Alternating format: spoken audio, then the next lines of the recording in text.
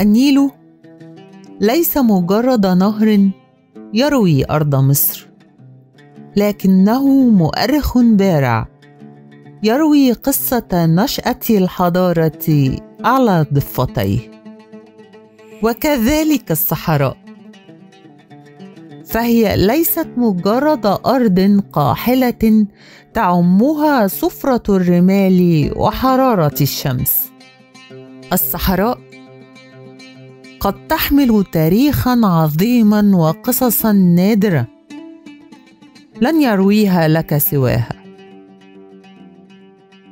تارة تحدثك الصحراء عن تاريخ ملك عظيم، وتارة تروي لك أحداث معركة ملحمية. واليوم نحن على موعد مع إحدى القصص التي يشترك النيل والصحراء في روايتها، قصة الطيور المهاجرة في مصر.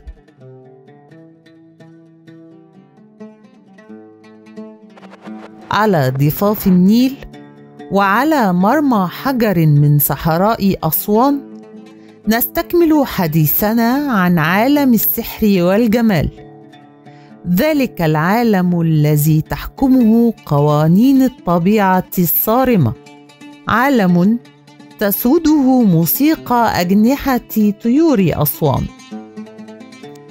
نستكمل لقاءنا مع الباحث البيئي دكتور حسني عصران، مدير محمية سلوجة وغزال.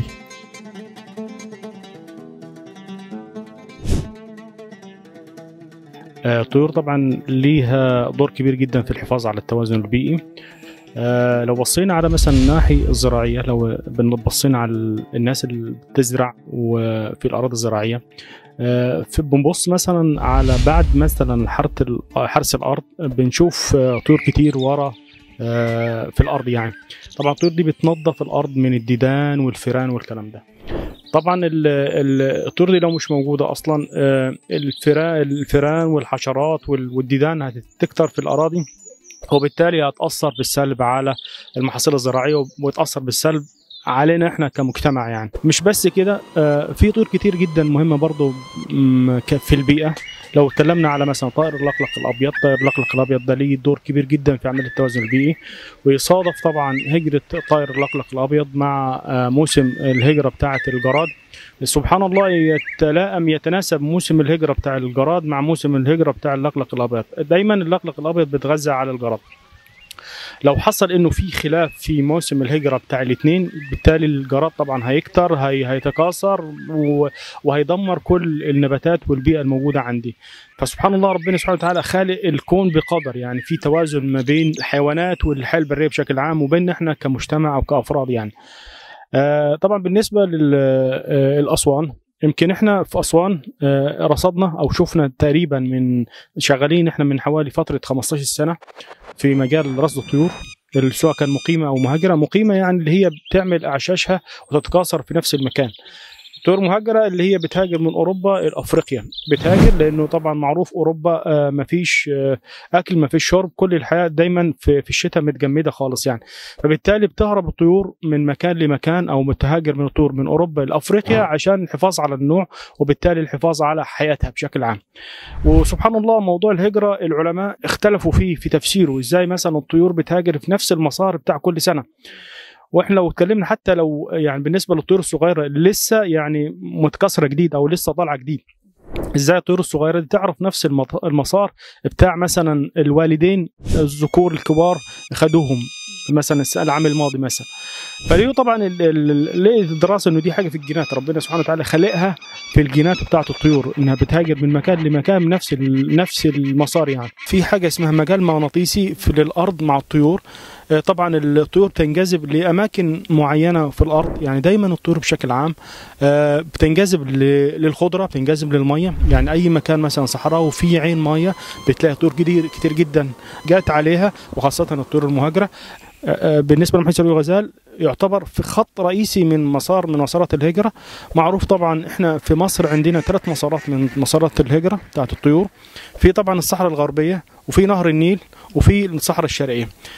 طبعا كل نوع من انواع الطيور دي بياخد مسار معين. على سبيل المثال الطيور مش كلها فصيله واحده، في طيور مائيه يعني بتعيش على الميه، في طيور عصفوريات اللي هي العصافير الصغيره بتعيش على الشجر، في طيور حوامه اللي هي الصقور والنسور. وكل انواع كل فصيله من الفصائل دي بتختار البيئه الملائمه ليها وتختار المسار الهجره بتاعها. لو بصينا على الطيور الصغيره العصفوريات والعصافير بتختار نهر النيل للهجرة بتاعتها، طبعا لأنه هي معروفة بتتغذى على رحيق الأزهار، بتتغذى على الحشرات الصغيرة الموجودة، بتتغذى على الخضر الموجودة في الجزر أو على نهر النيل.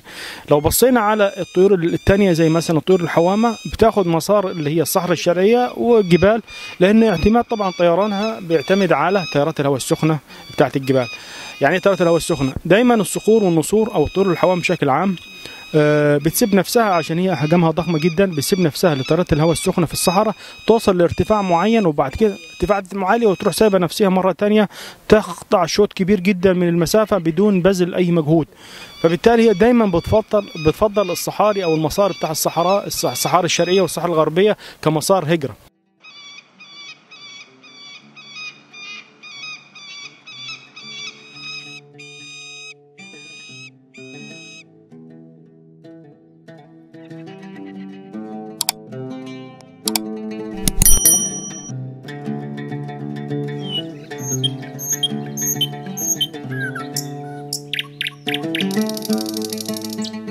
ومن الآن احجز لخيالك مكان، فالنيل ما زال يروي.